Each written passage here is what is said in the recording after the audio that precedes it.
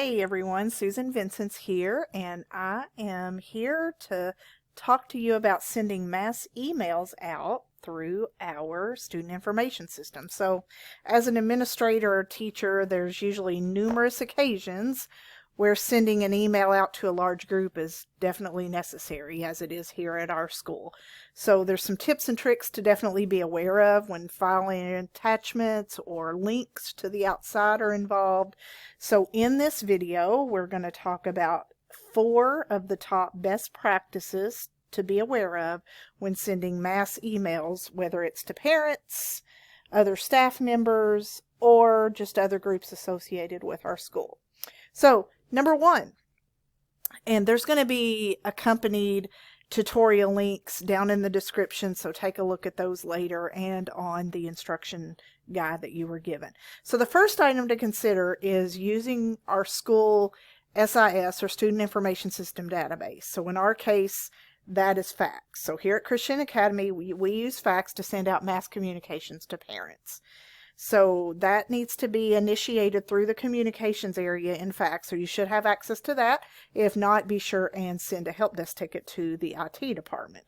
And then this will have that added security feature in the messaging to be able to send various custodial designations to parents who need to get it, don't need to get it, depending on the nature of the item you're sending. If it's a sign-up form, a newsletter, or just a discipline type referral. So be sure and use the fax system when it's a mass communication issue for a large group. And if it's just an individual quick thing to a parent, use your regular mail, but mass emails, definitely use the fax system.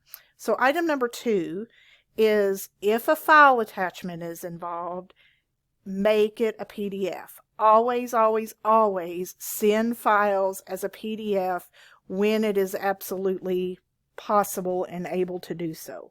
So using the PDF version of a document, that's going to secure it and very much limit the ability for anyone from the outside to modify it in any way. We don't want to think that parents will come back and try to change something and come and try to dispute what we've told them, but it happens. So make it a PDF so that they have the least amount of the ability to copy it and make any modifications. And then number 3 goes right along with that. It still talks about PDFs, but with Google. I know it's easy to send that viewable, share that viewable link with Google, and it's view only, and it's a live document, so when you make modifications, they can see it. But again, if you're sending things out, make it a best practice to use a PDF. And there's going to be a link to another tutorial if you're not sure how to make a Google Doc into a PDF. That'll be linked below in the description and also on the instruction guide you are given. Just go to File, Download as PDF, and make that Google slide, that Google Doc, make it a PDF.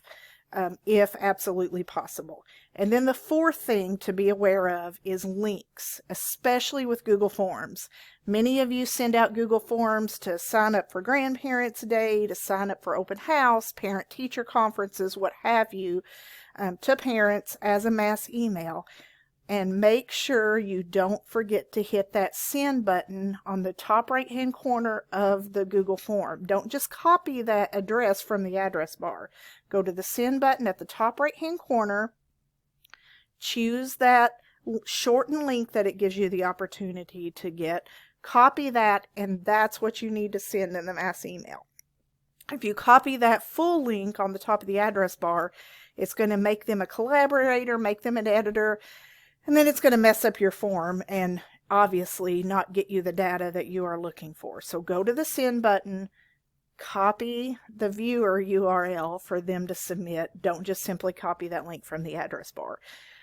So those are quick and hopefully helpful, and then you should have received or will receive an instructional guide with some other links to some tutorials. So hopefully these will cut down on some frustration on both your side and the recipient's side, and being able to open things as you want them to be able to, and not getting so much troubleshooting questions from parents and recipients. So Again, the links to tutorials, a couple other tutorials can be found below in my entire YouTube channel.